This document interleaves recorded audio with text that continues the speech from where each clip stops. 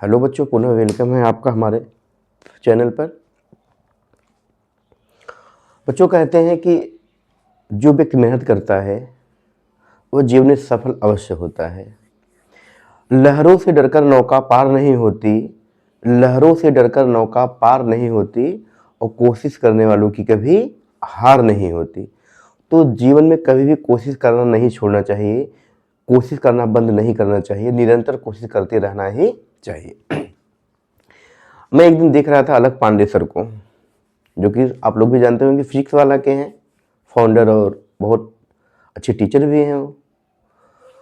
तो उनको पुरस्कार मिला हुआ था 11 लाख रुपए का चेक। तो बच्चों से पूछ रहे थे कि बताइए और हम कहाँ कुछ गिफ्ट कर दें या मदद कर दें। बच्चों ने जो जो नाम लिया कि सर यहाँ करिए, कैंसर अस्पताल में करिए, सेना को दीजिए, कुछ इस फंड में दीजिए। और उन्होंने कहा ठीक है। उन्होंने ऐसे करके 8-10 जगहों पर 11-11 लाख रुपए देने की घोषणा कर दी। तो ये समझ लीजिए, अगर अलख पांडे के जैसा बनना है तो उनके जैसा तपना भी होगा। कहते हैं सूरज के जैसा बनना है तो सूरज के जैसा तपना भी होगा। उसी में एक देख रहा था, एक बच्चे ने कमेंट किया कि सर आपके जैसा बनना है हमको। तो मैं बता दूं बच्चों, अगर आपको बनना है तो आपको वैसे तपना भी होगा। सूरज के जैसा चमकना है तो सूरज के जैसा तपना भी होगा। और असफलता से कभी घबराओ मत। क्या कमी रह गई उसको देखो, सुधार करो। और जब तक मंजिल न मिले तब तक नींद चैन को त्यागो तुम। लेकिन कोशिश करना बंद मत करो। आप कोशिश करना बंद कर देंगे तो सफल नहीं हो पाएंगे। इसलिए कोशिश निरंतर करते रहना चाहिए। चलिए हम लोग देखते हैं फास्ट रिवीजन। हम लोग फास्ट रिवीजन कर रहे थे, तो आज का चैप्टर हम कवर करेंगे विद्युत धारा और सरल परिपथ, जिसमें कुछ महत्वपूर्ण प्रश्न हैं। जैसे अनुगमन वेग है, अनुगमन वेग धारा में संबंध होता है, उन सबको कवर करेंगे हम लोग। किरचॉफ के नियम है उसको कवर करेंगे। हीट स्ट्रेस सेतु है।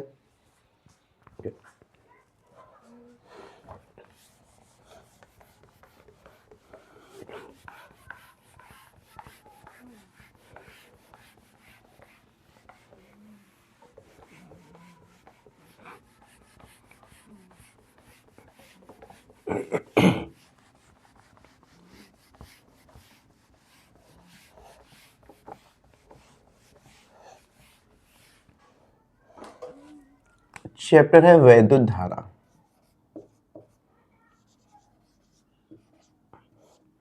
तो वैद्युत धारा से शुरुआत करते हैं हम लोग। करें आवेश प्रवाह की दर को धारा कहते हैं। I equal Q upon T. आवेश प्रवाह की दर को विद्युत धारा कहते हैं। अगर मात्रक की बात करते हैं होगा कूलाम, और धारा का होता है एम्पियर। कूलाम पर सॉरी, ये समय है टी है, तो कूलाम पर सेकंड होगा, और कूलाम पर सेकंड को ही हम लोग एम्पियर कहते हैं। विद्युत धारा एक अदिश राशि है, स्केलर क्वांटिटी है। क्योंकि यह सदिशों के योग के नियम का पालन नहीं करता है। विद्युत धारा दो प्रकार की होती है, एक डीसी करंट होती है और एक एसी करंट होते हैं। डीसी करंट यानी डायरेक्ट करंट, जिसको हम लोग दिष्ट धारा भी कहते हैं। दिष्ट धारा से तात्पर्य ऐसी धारा से है जिसका परिमाण समय के साथ न बदले, उसको हम लोग कहते हैं दिष्ट धारा। और दूसरी है एसी प्रत्यावर्ती धारा या अल्टरनेटिंग करंट, जिसका परिमाण और दिशा दोनों समय के साथ बदल जाए। परिमाण और दिशा दोनों समय के साथ बदले। ये ऊपर प्लस और नीचे माइनस, ये होगा आई या वी। ऊपर प्लस होता है, नीचे माइनस होता है। तो ऐसी धारा को हम लोग कहते हैं एसी। यह एसी करंट का ग्राफ है और यह डीसी का है।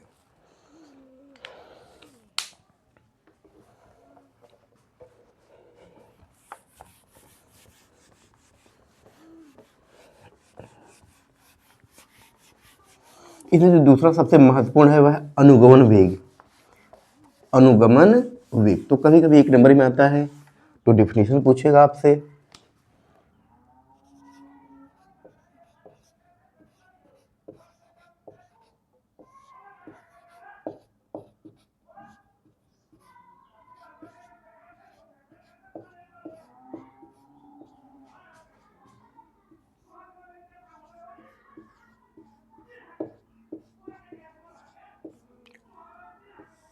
अनुगमन वेग या ड्रिफ्ट वेलोसिटी। तो कहते हैं जो चालक होते हैं उस चालक में जो इलेक्ट्रॉन होते हैं वे जो इलेक्ट्रॉन है वे रैंडम गति करते हैं, यादृच्छिक मोशन करते हैं। कभी कोई इलेक्ट्रॉन इधर जाए, कभी कोई इधर जाए, कभी कोई इधर जाएगा, कभी इधर जाए, कभी इधर जाएगा, ऐसे आपस में उसी में रह के टकराते रहते हैं। इसी को हम लोग जिगजैग मोशन भी कहते हैं। तो इस प्रकार से इलेक्ट्रॉनों का जो कुल औसत वेग होगा वह शून्य होगा। लेकिन यदि हम इस चालक के सिरों के बीच वैद्युत क्षेत्र उत्पन्न कर दें या लगा दें तो जो इलेक्ट्रॉन होते हैं वे सूक्ष्म और नियत वेग से गति करना शुरू कर देंगे।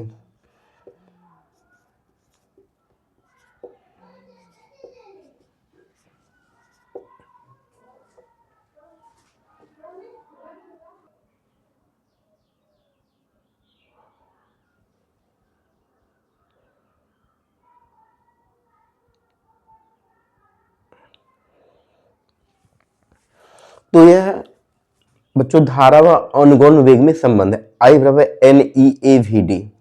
I धारा है, N इलेक्ट्रॉनों की संख्या है, E इलेक्ट्रॉन पे आवेश है, A क्षेत्रफल है और VD वेग है। किसका वेग है? इलेक्ट्रॉनों का वेग है। कौन सा वेग है? औसत वेग है। क्योंकि वैद्युत क्षेत्र लगा देने पर जो ये इलेक्ट्रॉन नियत और सूक्ष्म वेग से गति करना शुरू कर देते हैं, इन इलेक्ट्रॉनों के वेगों के औसत को ही क्या कहते हैं? वैद्युत क्षेत्र कहते हैं। तो अनुगमन वेग क्या है? फिर से एक बार सुन लीजिए कि जब किसी चालक तार के सिरों के बीच वैद्युत क्षेत्र आरोपित किया जाता है तो इलेक्ट्रॉन जो होते हैं वे सूक्ष्म और नियत वेग से गति करना शुरू कर देते हैं। उनके वेगों के औसत को ही अनुगमन वेग कहते हैं। बहुत महत्वपूर्ण है ये।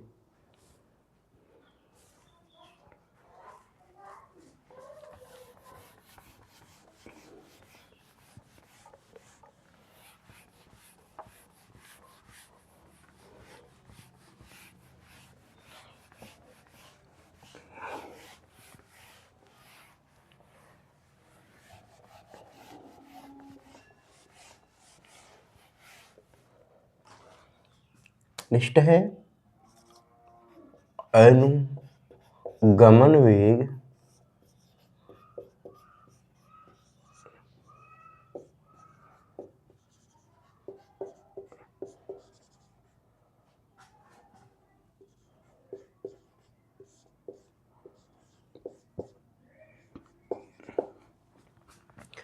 अनुगमन वेग और धारा घनत्व में संबंध। ये VD और J में क्या रिलेशन ये बताना है।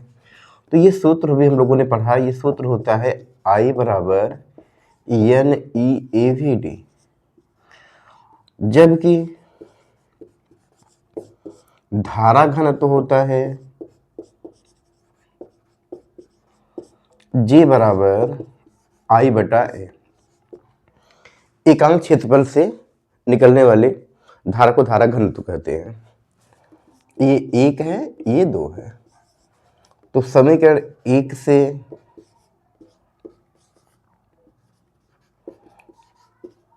I का मान समीकरण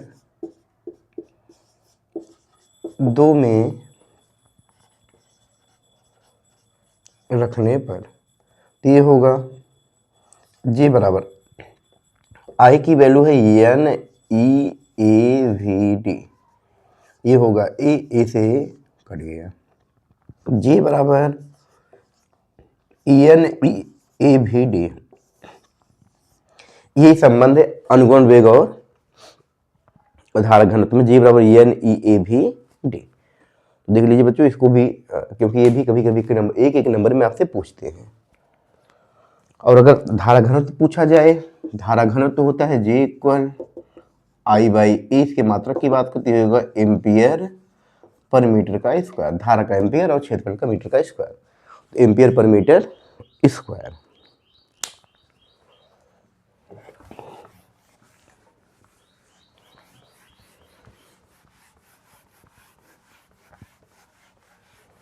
नेक्स्ट है बच्चों ओम का नियम। क्लास 10 में भी आपने ओम का नियम पढ़ा हुआ होगा। ओम का नियम जो है धात्विक चालकों के लिए सत्य है, अर्थात जो धातु चालक है उन्हीं के लिए ओम का नियम सत्य होता है। तो ओम का नियम का स्टेटमेंट मैं आपको सुनाता हूँ। ओम के नियम का स्टेटमेंट क्या है? कह रहे हैं कि यदि किसी चालक की भौतिक अवस्था में कोई परिवर्तन न किया जाए तो चालक की सिरों के बीच का विभवांतर चालक में बहने वाली धारा के अनुक्रमानुपाती होता है। अर्थात वी प्रोपोर्शनल आई। एक चालक तार है, उसमें आई धारा बह रही है, इसके सिरे के बीच का पोटेंशियल है भी, तार है ए बी। तो जो भी है वह प्रोपोर्शनल आई के, अगर प्रोपोर्शनल हटाएंगे तो एक नियतांक आता है, कांस्टेंट आता है, जिसको हम लोग कहते हैं आर। यहाँ पे आर एक कांस्टेंट है जिसको हम कहते हैं चालक तार का प्रतिरोध। और अगर मात्रक की बात करें हम तो आर का मात्रक होगा ओम और संकेत होता है ये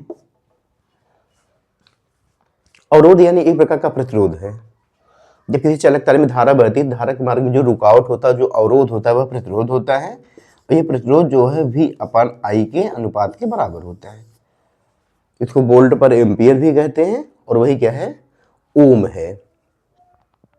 और यह धात्विक चालकों के लिए सत्य होता है।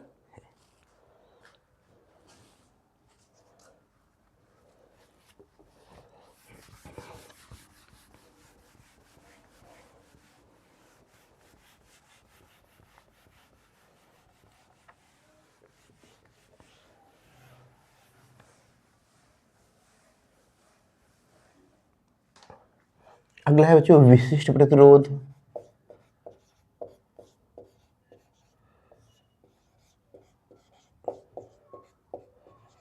विशिष्ट प्रतिरोध इसको दिखाते हैं रो से, इसको पढ़ते हैं रो।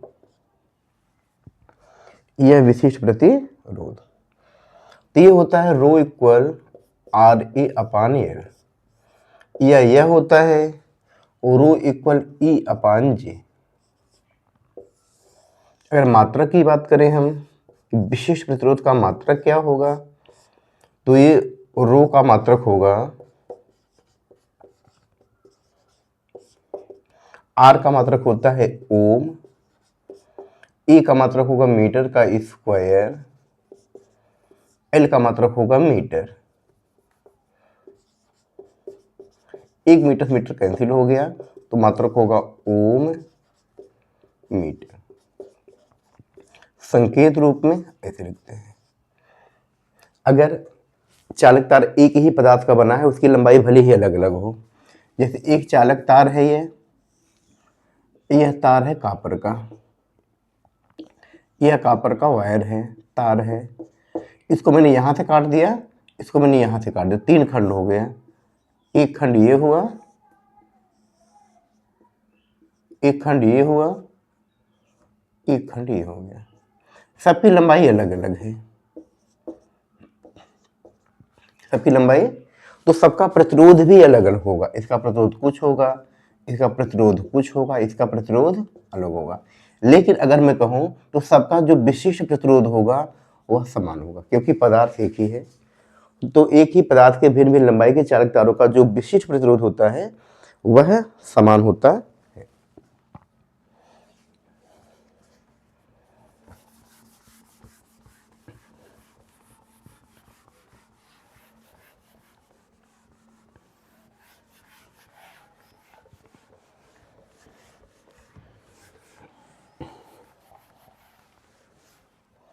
अगला है विशिष्ट चालकता, ये भी एक नंबर का पूछा जाता है।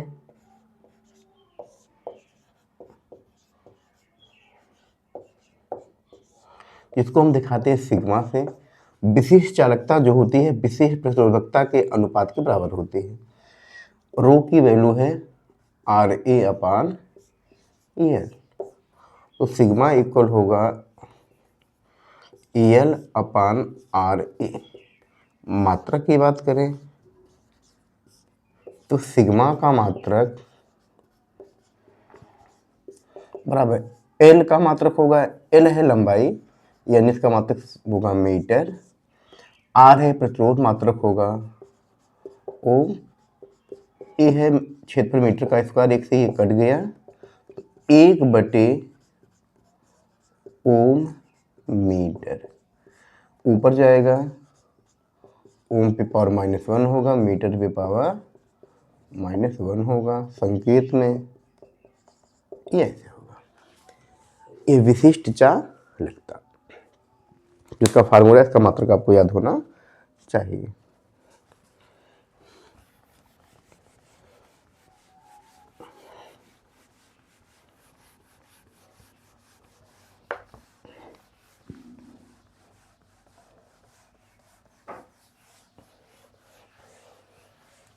अगला है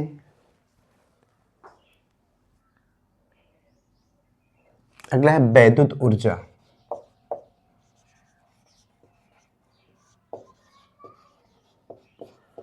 जब किसी चालक तार में धारा बहती है तो ऊर्जा का व्यय होता है। धारा से ऊर्जा का क्या होगा? व्यय होगा। तो वही जो व्यय ऊर्जा है उसी को कहते हैं वैद्युत ऊर्जा। और यह वैद्युत ऊर्जा होती है W बराबर V इंटू Q। ये विभिन्न पदों में है।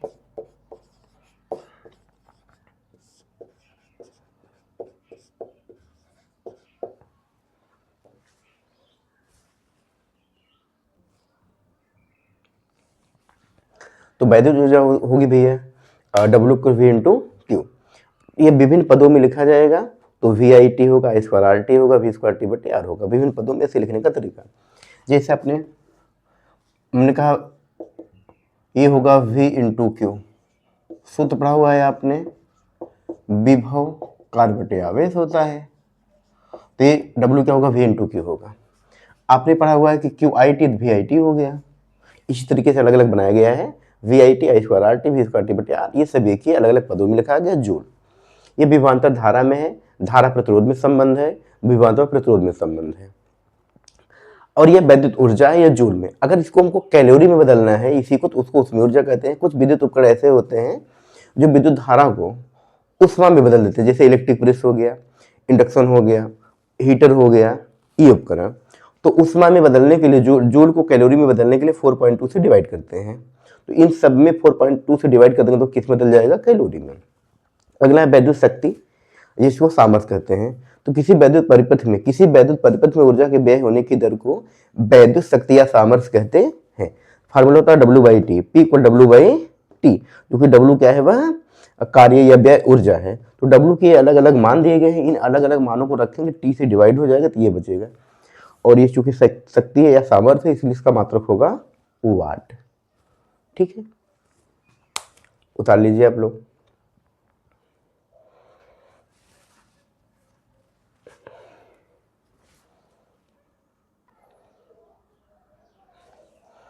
तो नेक्स्ट है वैद्युत सेल।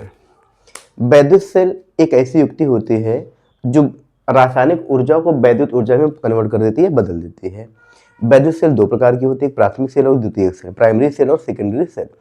प्राइमरी सेल वही सेल होते हैं जिनको हम पुनः जो चार्जेबल होते हैं, जिसको हम पुनः चार्ज कर सकते हैं, आवेशित कर सकते हैं। सॉरी, प्राइमरी सेल वे सेल होते हैं जिनको पुनः आवेशित नहीं कर सकते हैं। मिस्टेक हो गया, सॉरी। तो प्राइमरी सेल को दोबारा हम चार्ज नहीं करते, वो रिचार्जेबल नहीं होते हैं। जैसे डैनियल सेल है, लेक्लांसे सेल है, शुष्क सेल है।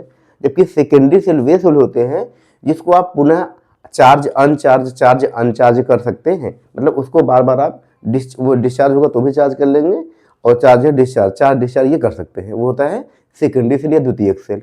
जैसे क्षारीय संचायक सेल होता है, सीसा संचायक सेल होता है। तो ये सेल हो गए। सेल का वैद्युत वाहक बल ये होता है E = W/Q। मतलब कि पूरे वैद्युत परिपथ में धारा को पहुंचाने के लिए, करंट को पहुंचाने के लिए, यह सेल सहित पूरे वैद्युत परिपथ में जो कार्य करता है वही क्या है? सेल का वैद्युत वाहक बल होता है। यह E = W/Q के बराबर होता है। सेल का टर्मिनल विभवांतर क्या होता है? यह V जो है वह W/Q के बराबर होता है। विद्युत वाहक बल, यह सेल का संकेत है, यह E है, यह प्लस होता है बड़ा वाला, छोटा वाला माइनस होता है। तो सेल सहित पूरे विद्युत परिपथ में। और जबकि ये क्या है? ये एक रेजिस्टेंस है, उसके सिरों के बीच का पोटेंशियल है ये। इसमें कितनी धारा बह रही है? ये धारा और प्रतिरोध का गुणनफल होता है। जो V है वह W/Q की क्या है? बराबर होता है। अगला है सेल के टर्मिनल विभवांतर और प्रतिरोध, आंतरिक प्रतिरोध में संबंध।